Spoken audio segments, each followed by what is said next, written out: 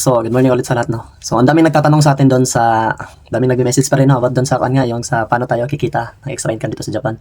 So, explain ko muli sa inyo, guys, how many times I explain to you na kailangan sumunod po kayo sa instructions, gumawa po kayo ng account.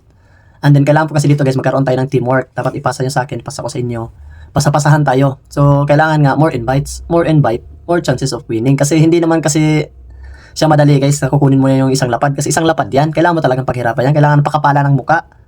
So kung ayaw mo naman ng extra income kasi di mo na kailangan yan dito sa Japan, wala na tayong magagawa dyan, hindi mo kailangan yan. Pero sa mga nangangailangan, guys, kung nangangailangan talaga kayo, is nasa mga videos po na pinost natin, marami pa tayong preview sa mga videos na pinost, nandun po yung instructions kung paano nyo makiklaim sa PayPay. So gumawa po kayo ng PayPay. Kasi hindi po kasi lahat nga nabibigyan ng chance. Kasi yung iba kasi, expired na yung my number, hindi na makagawa ng PayPay. So kailangan nyo kumuha ng my number, kailangan makagawa kayo ng PayPay or AUPay. Pwede second verse sa AUPay.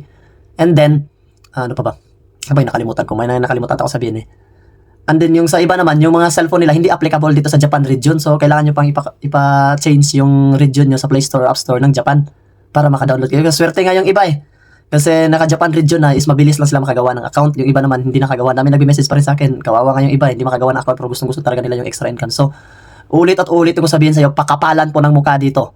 Kung ayaw nyo magkapera, wala tayong magagawa dyan. Pero kailangan, pakapalan po ng mukha kung gusto yung magkapera. Okay? So, panoorin nyo na lang yung mga previous videos natin. Andun yung mga instructions kung paano nyo makiklaim kapag na-hit nyo na yung isang lapad.